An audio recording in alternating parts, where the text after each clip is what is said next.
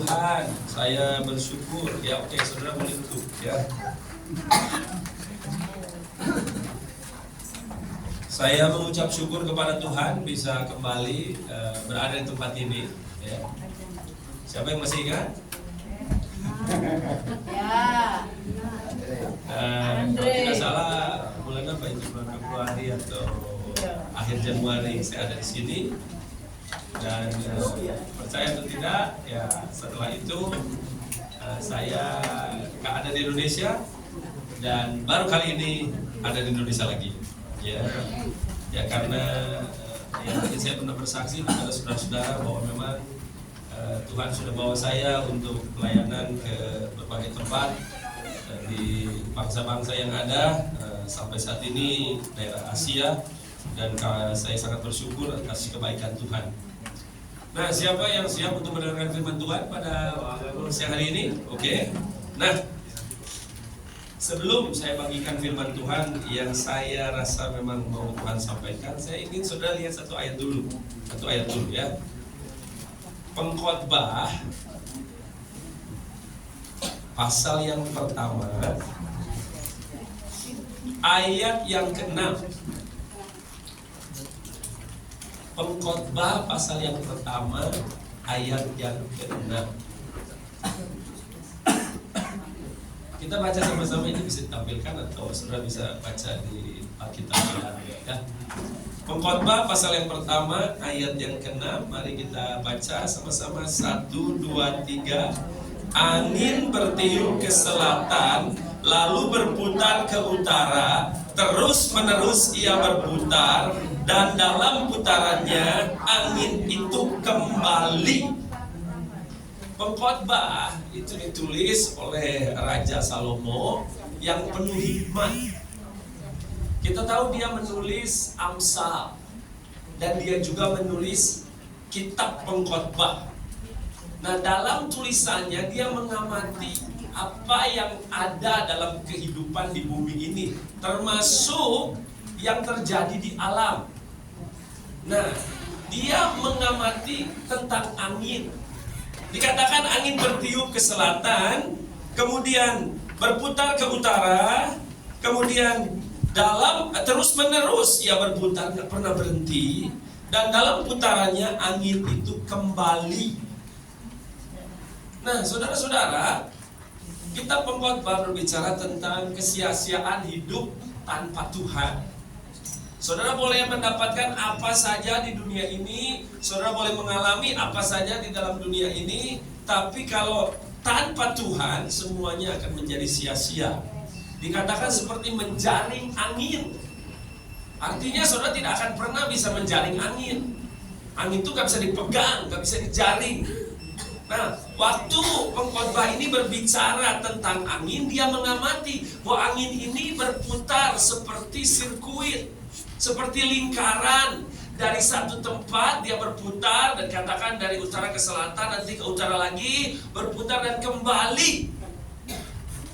Nah, saya tidak akan berbicara tentang angin di tempat ini, tapi saudara mengerti bahwa angin itu melambangkan roh.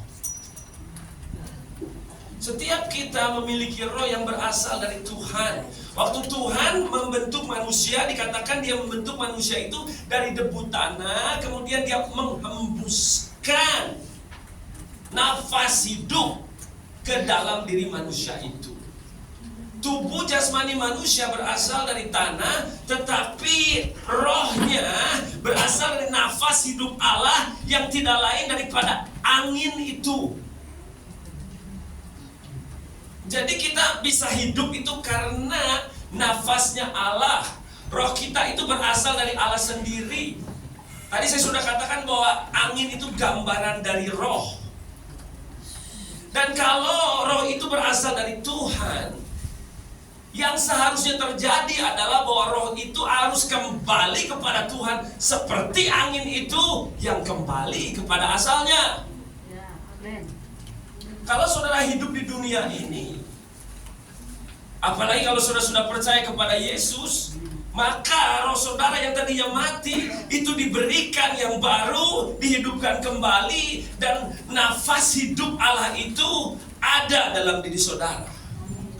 Nah, selama saudara hidup ini, saudara punya tanggung jawab untuk bagaimana nanti pada akhir daripada hidup saudara, roh saudara itu bukan turun ke bawah, tapi kembali kepada Tuhan. Karena berasal dari Tuhan seperti angin itu. Sangatlah menyedihkan kalau roh yang berasal dari Tuhan itu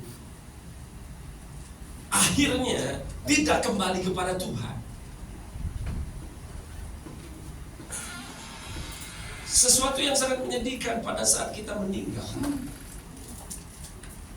Tubuhnya masuk ke bawah, rohnya juga ikut dengan tubuhnya malah ke bawah. Harusnya pada saat kita meninggal, oke, tubuh boleh masuk ke bawah, masuk ke liang kubur, tetapi roh harus kembali kepada Tuhan. Nah, kalau saudara benar-benar mengalami tiupan angin yang begitu dahsyat, ya, saudara tahu bahwa waktu Tuhan Yesus menggambarkan untuk orang yang lahir kembali, percaya kepada Yesus, dikatakan seperti angin. Angin bertiup, tidak tahu dari mana asalnya dan tidak tahu kemana dia pergi, tapi kita mendengar bunyinya. Itu adalah gambaran dari orang yang dilahirkan kembali. Karena pada saat dilahirkan kembali, Allah itu meniupkan nafas hidupnya, menghidupkan roh yang sudah mati. Seperti dia mengembuskan nafas hidup kepada manusia waktu pertama kali diciptakan. Kalau saudara mengalami, saudara tahu angin itu ada macam-macam. Ada angin sepoi-sepoi, angin yang yang lembut, dan ada angin yang ribut. Angin topaan. Angin apa? Yesus. Oh, Yesus. Nah, ya.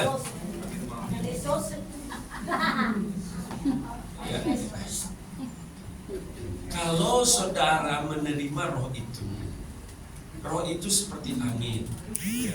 Pertama, dia akan menghidupkan yang mati. Nah, pada saat Tuhan Yesus bangkit dari antara orang mati, dia menjumpai murid-muridnya, dan waktu dia menjumpai murid-muridnya, dia mengembuskan nafas kepada murid-muridnya, terimalah Roh Kudus. Itu angin yang berhembus. Kalau saudara bernafas, sekeras-kerasnya saudara bernafas, ya itu tidak akan seperti angin ribut, tidak akan seperti angin topan atau angin yang kencang. Ya, coba saudara bernafas. Angin yang lembut. Tapi di hari Pantekosta, waktu 120 orang murid-murid Tuhan Yesus berkumpul di situ, berdoa menantikan Roh Kudus, dikatakan oleh Alkitab, maka terdengarlah suara angin yang kencang. Nah, di sini nih anginnya kencang sekali. Saudara, kalau sudah percaya kepada Yesus, dilahirkan kembali, puji Tuhan. Tapi saudara juga butuh untuk menerima Roh Kudus, dipenuhi oleh Roh Kudus, mengalami angin yang sangat kencang itu dalam kehidupan saudara. Karena angin yang sangat kencang itu akan sangat penting nanti kalau Tuhan Yesus datang kembali. Bukan saja roh kita ikut ke atas, tetapi tubuh kita juga ikut ke atas. Karena hanya angin kencang yang akan bisa membuat pohon-pohon, gedung-gedung yang begitu berat, yang begitu tertanam, itu naik ke atas. Kalau anginnya cuma sepoi-sepoi, nggak akan cukup untuk mencabut pohon itu dan kemudian menerbangkan ke atas. Kalau angin itu cuma pelan-pelan aja, tidak kencang, itu tidak akan cukup untuk membuat segala sesuatu yang di bumi ini bisa tercabut dan naik ke atas. Harus angin seperti yang sudah tahu, itu angin apa? Putaran angin, a whirlwind gitu, twister. Itu akan bisa membuat saudara bukan hanya rohnya ikut ke atas, tapi tubuhnya juga ikut ke atas. Bagaimana Tuhan menjemput Elia? Ada kereta kuda dan angin yang begitu kencang berputar-putar membawa Elia naik ke atas. Saudara, kita semua bicara soal pengangkatan, bicara soal nanti Tuhan Yesus datang kembali. Tapi saudara tidak mengerti bahwa semua itu tidak akan terjadi dengan sendirinya. Kita perlu mempersiapkan diri untuk hal itu. Tidak otomatis. Saudara, Tuhan Yesus datang, tapi angin dalam diri saudara itu cuma angin yang pelan-pelan atau angin yang sepoi-sepoi. Gimana mau ngapung, saudara?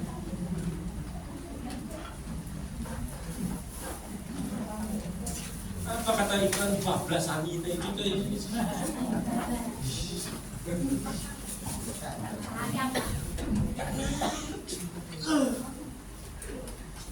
Saudara butuh. Saudara perhatikan ya, Alkitab ini penuh dengan rahasia. Tapi kalau saudara mengerti, itu luar biasa. Angin itu digambarkan dia datang dari utara ke selatan, jadi dari atas ke bawah, kemudian dia naik lagi. Tapi ini angin kencang. Kalau saudara tidak memiliki angin yang kencang di dalam hidup saudara, maka itu tadi nanti rohnya mungkin ke atas, tapi tubuhnya tetap ke bawah.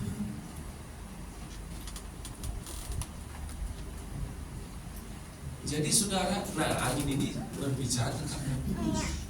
Jadi pastikan saudara dalam hidup ini, saudara selalu menerima dan dipenuhi oleh Roh Kudus.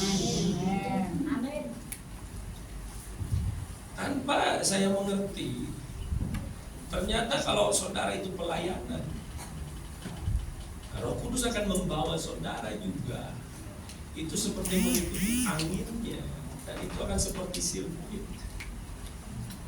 Karena Yesus sendiri begitu. Jadi perhatikan saudara bahwa Roh Kudus ini sangat penting dalam kehidupan kita untuk kita bisa mengalami Allah secara maksimal. Saudara lahir kembali, puji Tuhan. Tapi saya sangat mendorong saudara supaya saudara betul-betul dipenuhi oleh Roh Kudus, tiupan angin yang begitu kencang yang akan membuat saudara itu bersiap-siap bahwa nanti pada saat Tuhan Yesus datang, saudara akan mengalami keberkatan yang luar biasa. Roh dan tubuh saudara sama-sama kembali kepada Tuhan. Pastikan, karena ini adalah keinginan daripada Tuhan sendiri. Nah, saya ingin membagikan sesuatu yang mau menyiapkan saudara untuk kedatangan Tuhan, ya. Jadi pemberitaan firman Tuhan itu ada yang bersifat pengajar sehari demi sehari, ada juga yang mempersiapkan umat Tuhan. Nah, ini yang seringkali disebut profetik. Profetik itu artinya menyatakan apa yang akan terjadi di kemudian hari, dan firman ini menyiapkan supaya kita itu tidak kaget, supaya kita itu tidak terlambat begitu itu terjadi, ternyata kita gak siap gitu. Ya, mari saya ajak saudara buka di kitab Ibrani. Ibrani pasal yang ke-11. Jadi ini firmannya untuk mempersiapkan diri, ya. Di dalamnya ada sedikit-sedikit pengajaran, tetapi lebih kepada untuk mempersiapkan diri supaya saudara mengerti apa yang akan terjadi di hari-hari terakhir ini. Ibrani pasal yang ke-11 ayat yang keempat mulai. Ibrani pasal yang ke-11 ayat yang keempat, kelima, enam, dan yang ke-7. Ibrani pasal yang ke-11. Nah, di sini ada, saya pengen saudara baca sama-sama. 1, 2, 3. Karena iman Habel telah mempersembahkan kepada Allah korban yang lebih baik daripada korban Kain. Dengan jalan itu ia memperoleh kesaksian kepadanya bahwa ia benar, karena Allah berkenan akan persembahannya itu, dan karena iman ia masih berbicara sesudah ia mati. 5. Karena iman Henokh terangkat supaya ia tidak mengalami kematian, dan ia tidak ditemukan karena Allah telah mengangkatnya. Sebab sebelum ia terangkat, ia memperoleh kesaksian bahwa ia berkenan kepada Allah. 6. Tetapi tanpa iman tidak mungkin orang berkenan kepada Allah. Sebab barang siapa berpaling kepada Allah, dia harus percaya bahwa Allah ada dan bahwa Allah memberi upah kepada orang yang sungguh-sungguh mencari Dia. 7. Karena iman, maka Nuh dengan petunjuk Allah tentang sesuatu yang belum kelihatan, dengan taat mempersiapkan bahtera untuk menyelamatkan keluarganya, dan karena iman itu ia menghukum dunia dan ia ditentukan untuk menerima kebenaran sesuai dengan imannya. Dari ayat-ayat ini ada 3 tokoh di dalam perjanjian lama yang disebutkan dalam konteks iman. Yang pertama adalah Habel, yang kedua adalah Henokh, dan yang ketiga adalah Nuh. Ketiga orang ini adalah gambaran daripada Yesus Kristus. Yesus Kristus mati di atas kayu salib, dibunuh oleh orang-orang Yahudi yang adalah saudaranya sendiri karena mereka itu satu bangsa. Tapi kemudian Yesus mati, mencurahkan darahnya, dan darahnya berbicara. Itu yang terjadi dengan Habel. Habel dibunuh bukan oleh orang lain, oleh kakaknya sendiri, Kain. Jadi Habel merupakan gambaran Tuhan Yesus yang mati, dibunuh karena iri hati dari orang-orang sebangsanya, orang-orang Yahudi, terutama pemuka-pemuka agama. Dan Yesus mati dibunuh oleh mereka, oleh saudaranya sendiri. Sudah digambarkan dengan terjadinya pembunuhan seorang kakak terhadap seorang adik. Henokh adalah gambaran daripada Tuhan Yesus setelah dia bangkit dari antara kematian, setelah dia menampakkan diri kepada murid-muridnya selama 40 hari. Pada akhirnya Tuhan Yesus naik terangkat ke sorga dengan tubuhnya. Itu adalah gambaran dari Henokh. Nuh adalah gambaran Tuhan Yesus yang melahirkan gereja, menyelamatkan gereja. Bukan saja dia yang sendiri yang selamat, tetapi juga Nuh itu bukan hanya dia sendiri yang selamat, tetapi dia membangun bahtera untuk mengikut sertakan keluarganya diselamatkan dari penghakiman Tuhan yang dijatuhkan kepada dunia ini. Berbicara bahwa Tuhan Yesus yang menyiapkan bahtera gereja untuk membuat umat-umatnya diselamatkan dari penghakiman Allah. Jadi baik Habel maupun Henokh maupun Tuhan Yesus maupun Nuh merupakan gambaran tentang Tuhan Yesus. Tapi baik Habel maupun Henokh maupun Nuh juga gambaran tentang gereja, terutama dalam konteks di penghujung akhir zaman ini. Gereja adalah tubuh Kristus. Kepala itu mendahului tubuh. Tubuh akan mengikuti kepala. Tubuh yang benar itu akan mengikuti kepala. Kalau tubuh tidak mengikuti kepala, berarti tubuhnya itu nggak benar. Kepalanya jalan ke kiri, tubuhnya jalan ke kanan, itu tidak akan terjadi. Kalau Tuhan Yesus mengalami apa yang dia alami, gereja Tuhan yang sejati akan mengalami apa yang dia alami. Cerita Kain dan Habel adalah cerita penyembahan yang benar dan penyembahan yang tidak benar. Habel mempersembahkan korban yang benar, diterima oleh Allah. Kain mempersembahkan korban yang tidak benar, tidak diterima oleh Allah. Di penghujung dari akhir zaman ini, gereja akan terbagi, akan dipisahkan. Seperti saudara tahu, ada perumpamaan Tuhan Yesus tentang 5 gadis bijaksana, 5 gadis bodoh. Tuhan Yesus sedang berbicara tentang gereja, tentang umat Tuhan, bahwa di penghujung akhir zaman sebelum kedatangannya kembali, gereja akan dipisahkan antara gereja yang digambarkan sebagai gadis-gadis yang bijaksana dan gereja yang digambarkan sebagai gadis-gadis yang bodoh. Sebetulnya itu sudah tergambarkan dari kehidupan Kain dan Habel. Saudara tahu bahwa cerita mereka pendek saja dalam Alkitab, dalam Kejadian pasal 4. Tapi ceritanya adalah bahwa kakak beradik ini mempersembahkan korban. Yang satu diterima, yang satu ditolak persembahannya. Ini berbicara tentang penyembahan. Penyembahan yang sejati itu selalu membawa persembahan korban. Tetapi ada korban yang berkenan, ada korban yang tidak berkenan. Saudara tahu bahwa waktu Habel membawa korban persembahan, dikatakan bahwa karena iman itu selalu melihat ke depan. Pada saat itu Tuhan Yesus belum mati, tetapi Habel sudah bisa melihat melalui Roh Kudus bahwa yang Tuhan inginkan korban persembahan itu harus yang sulung, dan harus juga domba atau kambing, dan harus ada lemak-lemaknya, dan harus ada darah. Ini Habel, hukum Taurat belum diberikan. Jadi belum ada aturan-aturan bagaimana membawa korban persembahan kepada Allah. Apalagi Yesus belum datang. Tapi iman itu memampukan Habel bisa melihat seperti apa korban yang Allah inginkan. Kain tidak melakukannya dengan iman. Lawannya iman adalah apa yang kelihatan. Kain adalah petani, seorang pekerja di ladang. Jadi ya memang hasil yang dia dapatkan adalah hasil tanah.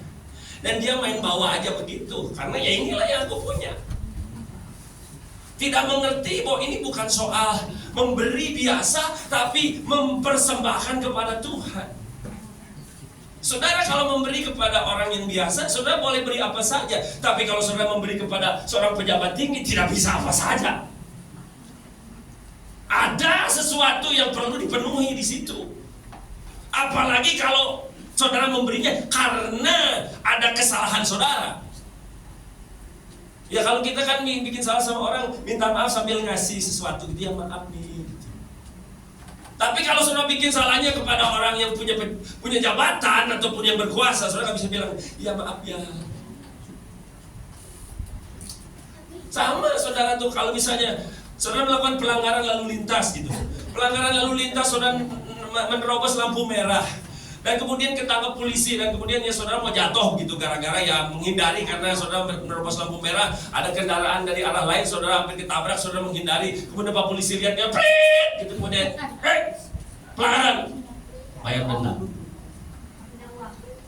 Nah, tapi kalau misalnya saudara mau menerobos lampu merah, kemudian saudara melakukannya, ternyata saudara nabrak orang, dan orang itu sampai mati, kemudian Pak polisi bilang, "Prit," kemudian Pak polisi bilang, "Hei, kalau saudara melakukan pelanggaran, Pak, saya bayar denda aja ya." Hei, ini ada orang mati nih, ditabrak sama kamu, pengen dilepaskan dengan bayar denda. Mana bisa? Ya mungkin bayar denda besar, tapi saudara juga harus masuk penjara. Ini dosa, sama Tuhan ini dosa. Terus main bayar denda aja, kain ini, nih gue bayar sama buah-buahan. Enak aja. Ini dosa. Pengen dibereskan hanya dengan bayar denda. Upah dosa adalah maut. Ada dosa, harus ada kematian, harus ada darah. Habel bisa lihat itu. Dia korbankan. Yang sulung berarti yang terbaik, yang pertama. Kemudian dia tahu harus ada darah. Kenapa tidak diterima oleh Tuhan apa yang dilakukan oleh Kain? Itu kayak bayar denda. Saudara udah bunuh orang, saudara pengen dilepaskan dengan bayar denda gitu.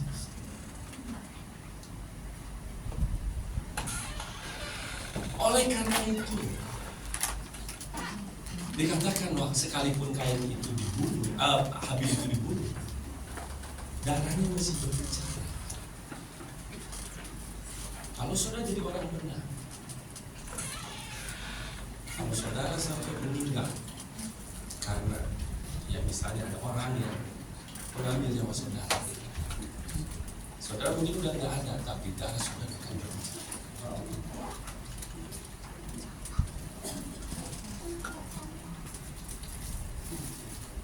Peristiwa Kain dan Habel adalah gambaran dari apa yang terjadi dengan gereja kita, di mana akan ada gereja yang kemudian murtad, gereja yang kemudian jatuh ke dalam penyembahan yang salah. Dengan enteng-enteng aja mereka sepertinya, terima kasih Tuhan sudah mengampuni dosaku, ya Tuhan aku menyembah, bayar denda doang. Penyembahan yang enteng, yang konyol, yang tidak ada korban di dalam.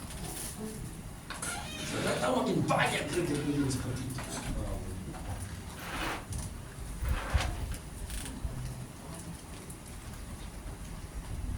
Apa korban yang Tuhan inginkan dalam konteks kita perjanjian baru? Roma 12 ayat 3. Tolong baca sama-sama. Ini korban yang Tuhan inginkan. Bukan domba lagi, bukan kambing lagi, tapi ini. Oke, mari tampilkan dan harus dibaca sama-sama oleh jemaat Tuhan. Pelangi kasih. Roma 12 ayat 1. 1, 2, 3. Karena itu saudara-saudara, demi kemurahan Allah aku menasihatkan kamu supaya kamu mempersembahkan tubuhmu sebagai persembahan yang hidup, yang kudus dan yang berkenan kepada Allah. Itu adalah ibadahmu yang sejati. Persembahkan tubuh. Katakan kepada 3 orang di kiri kanan saudara, persembahkan tubuhmu sebagai korban yang hidup.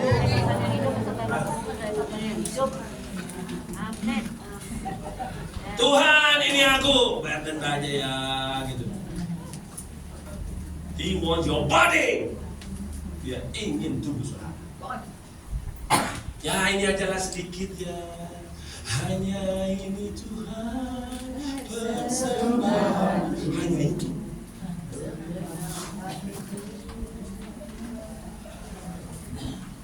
Ya saya tahu itu konteksnya hanya ini karena nggak sebanding apa yang Tuhan berikan. Tapi kadang-kadang kita cuma hanya ini tuh dalam arti ya kecil-kecil aja gitu.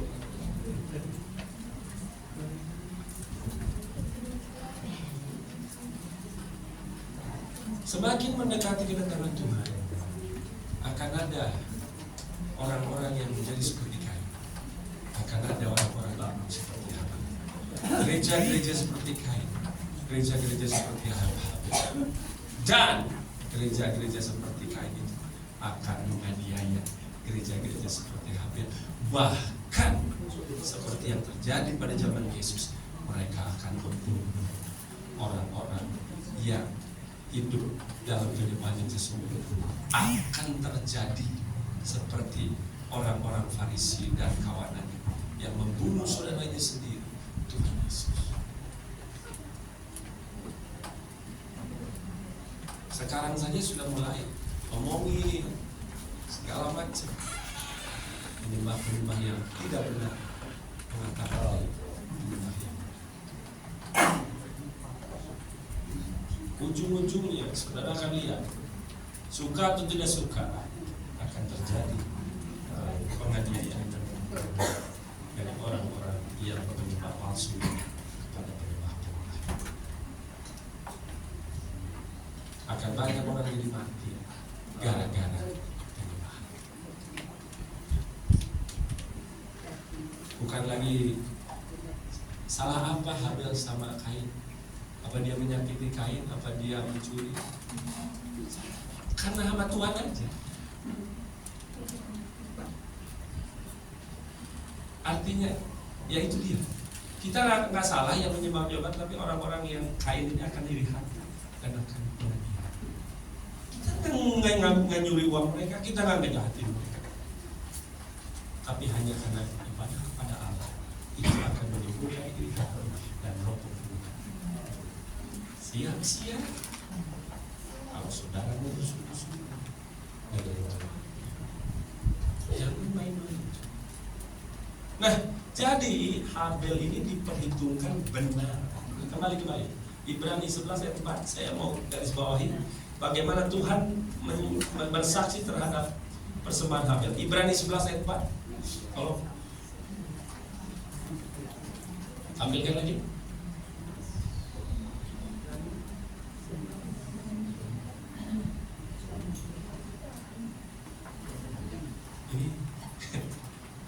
Oke, nah ini, coba baca sekali lagi. Karena iman, Habel telah mempersembahkan kepada Allah korbannya lebih baik daripada Kain. Dengan jalan itu ia memperoleh kesaksian kepadanya bahwa ia benar, karena Allah berkenan akan persembahannya itu, dan karena iman ia masih berbicara sesudah ia mati. Perhatikan, Allah bersaksi bahwa Habel benar. Benar, katakan benar. Oke, sekarang ayat 5. Saya akan jelaskan. Ayat 5 baca sama-sama. Sekarang masuk ke Henok. Karena iman, Henok terangkat supaya ia tidak mengalami kematian dan ia tidak ditemukan karena Allah telah mengangkatnya. Sebelum ia terangkat, ia memperoleh kesaksian bahwa ia berkenan kepada Allah. Kata berkenan ini kurang pas. Yang pas adalah menyenangkan atau menyukakan Allah. Habel benar, Henok menyukakan Allah. Apa bedanya benar dengan menyukakan Allah?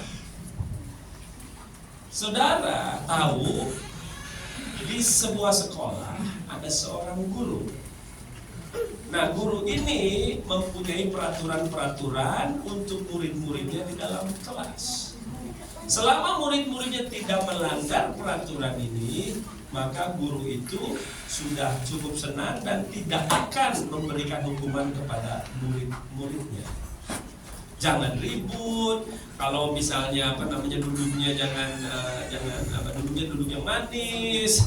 Kalau mau keluar minta izin segala macam. Pokoknya aturan-aturan yang guru itu buat, selama murid-muridnya mematuhi aturan yang dibuat gurunya, maka murid-muridnya itu di hadapan aturan gurunya itu murid-muridnya benar, nggak salah.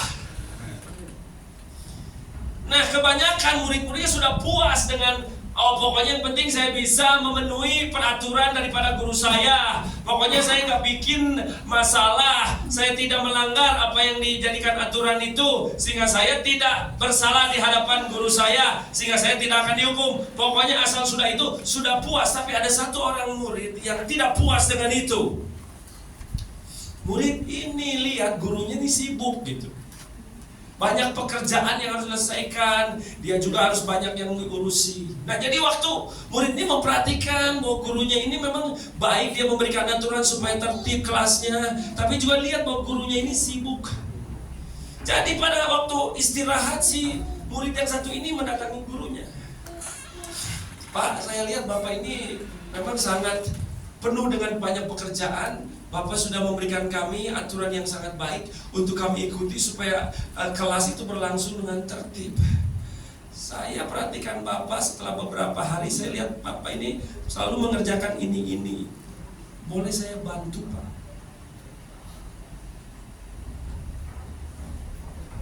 Murid ini mencari tahu apa yang sebetulnya ada dalam hati gurunya, tapi gurunya tidak ngomong sama murid-muridnya, karena itu memang adalah urusan pribadi, adalah tanggung jawab dia sebagai guru. Dia hanya bertanggung jawab untuk memberikan aturan. Dia tidak akan bilang bahwa saya butuh dibantu ini, saya butuh dibantu itu, karena itu adalah tanggung jawab dia sebagai guru dan itulah hal yang bersifat pribadi. Tapi ada seorang murid yang ingin mengetahui apa yang bisa dibantu dari gurunya ini. Jadi dia perhatikan dari hari ke hari, minggu ke minggu, apa sih yang memang jadi kesukaan gurunya, apa yang jadi harapan gurunya, apa yang menjadi sesuatu yang kalau misalnya ditawari sebuah pertolongan, gurunya akan senang. Waktu gurunya mendengar ini, gurunya bilang, wah, kamu bisa tahu apa yang memang sebetulnya saya rindukan. Kan saya perhatikan Bapak ini dari hari ke hari, dan saya ingin si Bapak itu senang. Benar, itu mengikuti perintah-perintah Tuhan. Menyukakan Tuhan, saudara cari apa yang menjadi keinginan Tuhan, apa yang menjadi kesukaan Tuhan, dan itu tidak akan Tuhan umumkan. Saudara cari sendiri. Saudara harus mencari Tuhan, menemukan hal-hal yang dia butuhkan dari saudara, menemukan hal-hal yang kalau saudara lakukan akan menyentuh, membuat dia terharu. Henok melakukan itu, sebab itu dia diangkat. Saudara pengen diangkat, gak cukup cuma mengikuti perintah Tuhan, harus mencari kesukaan Tuhan, harus mencari hal yang bisa menyentuh isi hati dia. Dan untuk itu sudah butuh waktu. Nggak cukup cuma oke lah sekarang saya sudah doa sejam, sudah baca Alkitab, sepertinya aturan itu sudah baik, tetapi tidak cukup.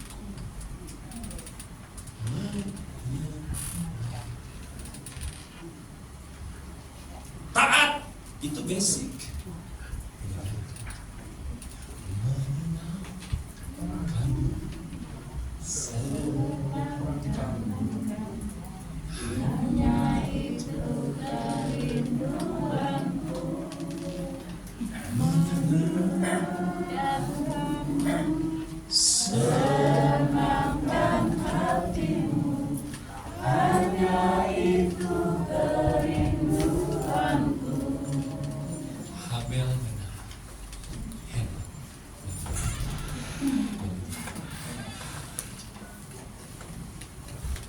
saking menyukakan Tuhan, Tuhan aku takut. Bukankah gitu? Si murid yang menyukakan gurunya lama-lama diangkat jadi asisten. Murid-murid yang lain begitu, guru dipanggil kasih. Aku ingin kasih tahu rahasia. Kau sudah menyerah. Aku kasih hak istimewa.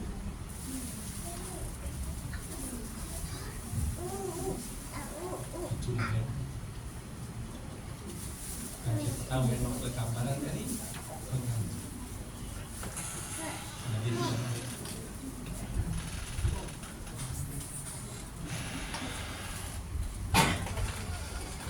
Jangankan menyerahkan, membawa korban yang benar aja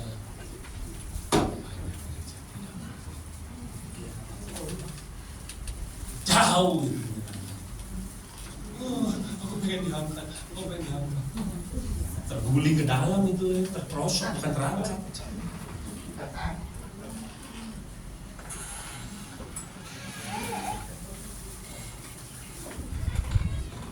Jadi sekarang jangan bilang, ya, yang penting saya nggak berdosa, yang penting saya nggak merugikan orang lain. Saudara tuh jangan cari yang minimal. Sama Tuhan tuh cari sesuatu yang lebih dan lebih dan lebih. Ini maunya yang minimal aja, ya perpuluhan minimal.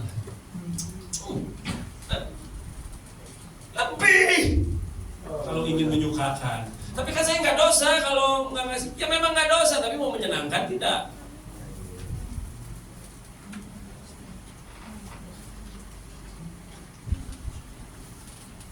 Mari umat Tuhan.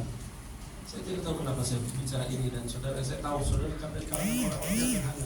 Hati Tuhan ada di dalam hidup saudara.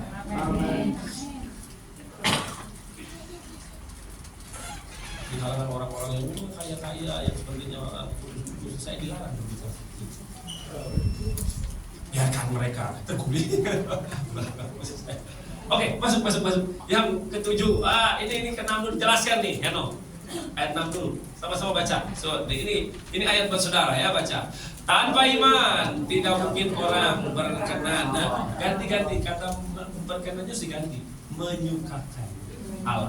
1, 2, 3. Tanpa iman tidak mungkin orang menyukakan Allah. Sebab barang siapa berpaling kepada Allah, dia harus percaya bahwa Allah ada dan bahwa Allah memberi upah kepada orang yang sungguh mencari. Jadi bukan yang taat, mencari. Taat itu harus, itu basic, tapi lebih daripada taat, cari dia.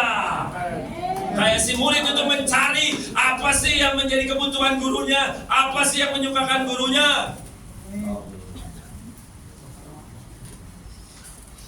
Ya saudara tahu kalau saudara jadi murid di sekolah juga, misalnya saudara udah taat, tapi setiap hari saudara tuh bawa gitu ke makanan kesukaan gurunya, nawarin, Pak saya boleh saya bantu ini, apa gurunya nggak senang?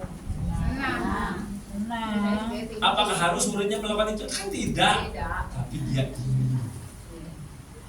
Sama ini juga. Kenapa Heno dapat hak istimewa? Karena Heno lebih daripada sekedar benar. Dia sudah benar, tapi dia mencari Tuhan dan mau mengenal Tuhan. Oke? Ayat yang ketujuh yang terakhir sekarang. No. Karena iman, maka Nuh dengan petunjuk Allah tentang sesuatu yang belum kelihatan, dengan taat mempersiapkan bahtera untuk menyelamatkan keluarganya. Dan karena iman itu ia menghukum dunia, dan dia ditentukan untuk menerima kebenaran sesuai dengan imannya. Setelah akan ada penganiayaan yang menyebabkan banyak orang Kristen mati syahid demi penyembahannya, maka kemudian akan ada pengangkatan. Setelah ada pengangkatan akan ada PH. Itu digambarkan oleh Nuh. Nah, tapi di sini Nuh merupakan gambaran dari dalam Alkitab ada dua orang di Perjanjian Lama yang dikatakan bergaul dengan Allah. Yang satu Heno, yang satu Nuh. Konteks Heno adalah bagaimana dia seorang pribadi bergaul dengan Allah. Konteks Nuh adalah dia bergaul dengan Allah sampai waktu Allah mau menyelamatkan Nuh dari penghakiman, dia juga menyelamatkan si istri. Ini berbicara bahwa kita ini tidak mau egois, kita ini tidak mau diangkat sendiri gitu, menyenangkan Tuhan. Kita ingin berbagi kepada saudara-saudara seiman kita. Kita benar-benar kita bagikan apa yang Tuhan akan lakukan, kan dikasih tahu rahasia-rahasia itu oleh Tuhan dan dibagikan kepada orang-orang yang kita kasihi supaya mereka juga menyiapkan diri, supaya pada saat memang Tuhan datang dengan penghakiman, bukan hanya kita yang diselamatkan, tetapi mereka juga ikut. Dengan kata lain, gambarannya menyiapkan bahtera. Jadi kita menyenangkan dan dapat kita bagi. Nah, Nuh berbagi kepada keluarganya. Makanya setiap orang harus memiliki orang-orang percaya di sekelilingnya ini. Rahasia itu bukan untuk dibagikan kepada banyak orang, hanya kepada orang-orang yang terhubung. Tapi kalau setiap saudara punya rahasia, maka setiap orang itu yang terhubung dengan saudara akan tahu rahasia itu, dan mereka juga akan bisa menikmati. Oleh sebab itu, milikilah orang-orang yang terhubung dengan saudara secara rohani. Saudara sering sharing, sering doa sama-sama, saudara bagikan, karena mereka juga akan masuk ke dalam bahtera, sehingga pada akhirnya mungkin yang diberikan saudara itu rahasia itu, tapi saudara bisa bagikan kepada orang-orang yang di sekeliling, sehingga akibatnya di situ saudara akan menyelamatkan mereka juga. Nah, ini yang digambarkan dengan Nuh. Tuhan Yesus, makanya dia yang naik ke sorga, tapi dia kemudian memanggil 12 orang jadi muridnya. Nah, kepada mereka dikatakan, Tuhan Yesus bilang, kepada orang di luar diberikan perumpamaan sehingga mereka nggak ngerti sepenuhnya. Tapi kepadamu murid-muridku, aku beritakan rahasia kerajaan sorga. Kerajaan sorga ada dua. Yang pertama adalah fondasi. Matius 6, Matius 5, Matius 6, Matius 7 sudah tahu.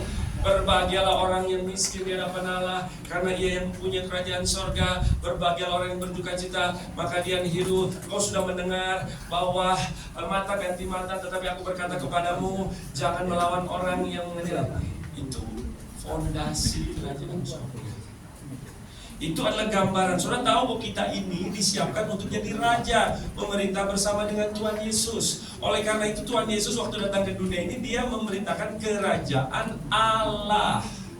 Dan kita yang mau percaya mengikut dia disiapkan jadi raja.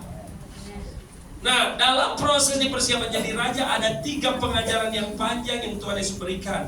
Yang pertama, waktu Tuhan Yesus mengawali di Matius 5, 6, 7, khotbah di bukit. Itu dasar-dasar kerajaan Allah untuk membentuk hati yang mulia. Karena di situ diajarkan kalau ada orang yang menampar pipi kirimu, berikan pipi kananmu. Kalau ada orang yang pengen pinjam, kasih aja. Kalau ada yang menyuruh kamu berjalan 1 mil, berjalan 2 mil. Hati yang mulia.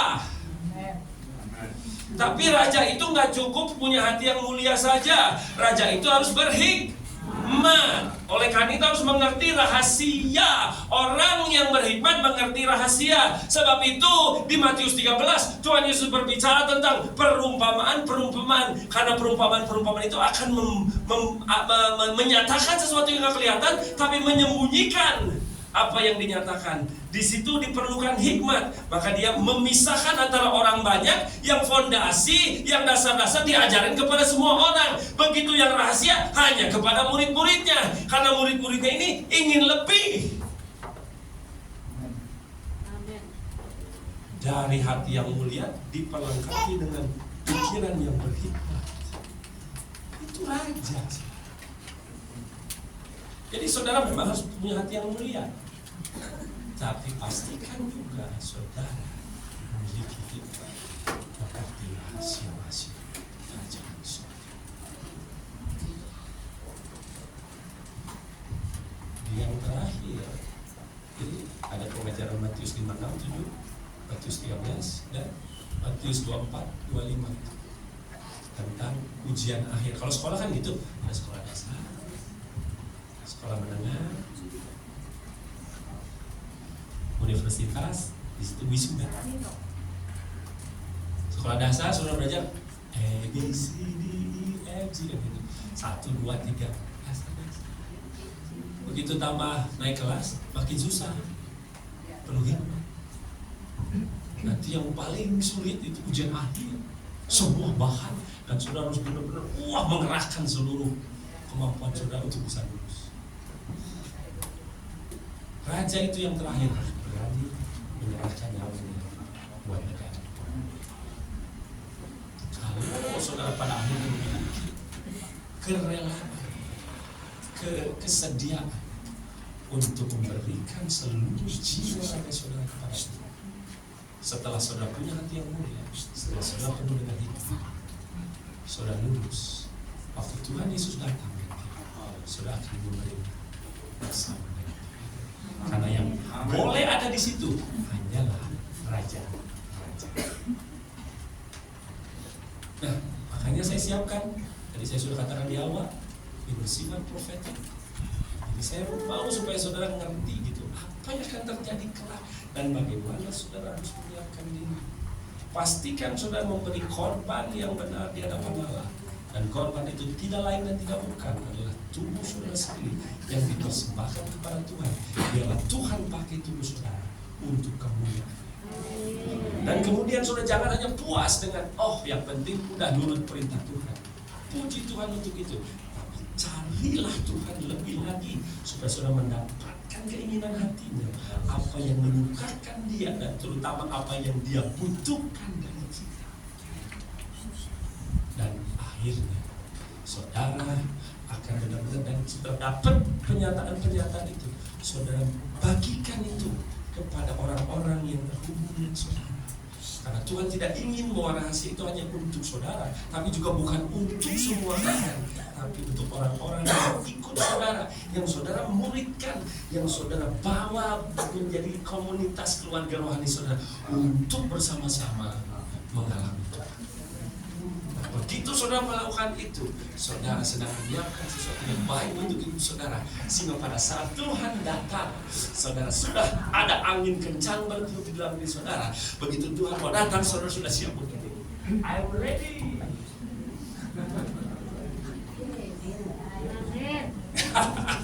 Jadi begitu Tuhan datang, roh saudara, roh dan tubuhnya naik ke atas sama-sama dengan Tuhan. Amin.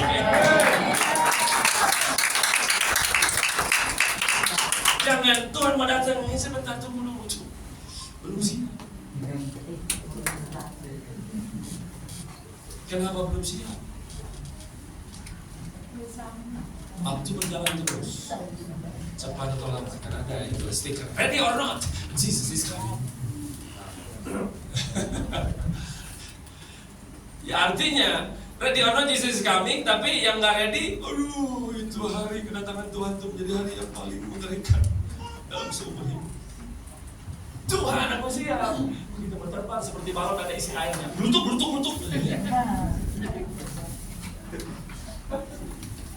Keberatan sudah. Penuh dengan dunia. Coba pastikan. Coba dilihat tuh, di scan ke hati daripada orang yang kiri kanan saudara nih. Berat nggak dengan dunia? Coba dilihat sebentar.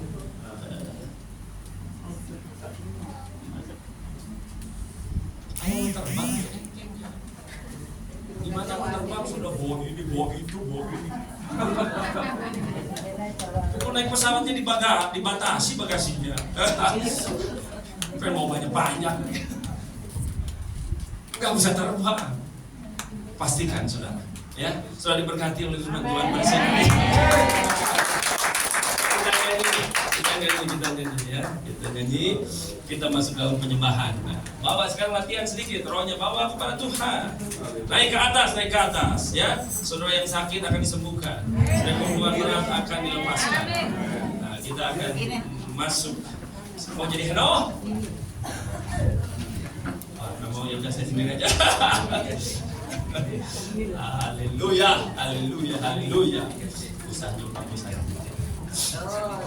Mari.